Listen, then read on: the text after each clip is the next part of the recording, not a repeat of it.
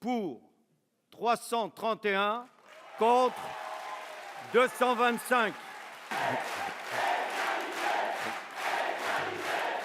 Le projet de loi ouvrant le mariage et l'adoption aux couples homosexuels est enfin adopté par les députés après 136 heures de débat et des semaines de manifestations parfois violentes. Les deux ministres qui ont porté à bout de bras cette réforme du Code civil sont ovationnés par les élus de gauche et visiblement très émus. La vague d'émotions a été puissante. Elle nous a pris un peu de court, je crois, toutes les deux. Mais ces dernières semaines et même ces derniers mois, c'est du droit que nous avons fait. J'ai beaucoup d'émotions parce que c'est quand même une loi qui vient de plusieurs années de combat, d'engagement, de conviction. Avec cette réforme d'ampleur, la France devient le 14e pays dans le monde à ouvrir le mariage aux couples de même sexe.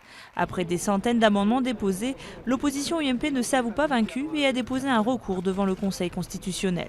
On vient donc à peine une heure après déposer ce recours, un recours très charpenté d'une trentaine de pages, à la fois sur le déroulement du travail législatif et puis aussi sur le fond, sur le mariage en tant que tel, sur le droit de la filiation, sur l'adoption. Donc je pense un recours tout à fait solide. Du côté de la majorité, on reste serein.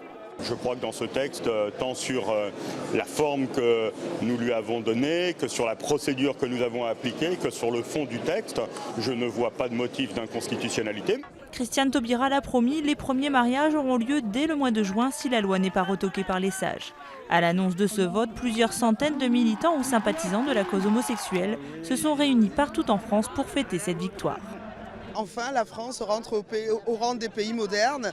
Enfin, tous les citoyens pourront accéder à l'égalité, qui n'est que le strict minimum. Quand on aime, on a le droit, on doit pouvoir se marier et exprimer son amour dans un cadre légal comme tous. On va se marier. Cet été, en juin, en juillet, dès que possible. Ça fait 15 ans qu'on attend, donc voilà, 14 ans, donc on est très très contents.